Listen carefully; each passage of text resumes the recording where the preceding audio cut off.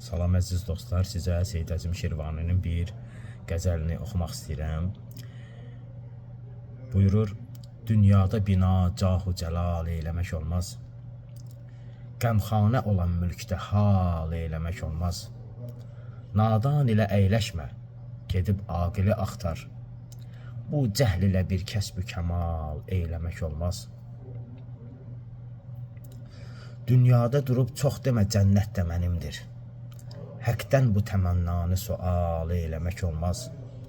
Sal yada bəqa mülkünü, cəm eylə tədarük. Səyyad əcəl gəlsə, məcal eyləmək olmaz.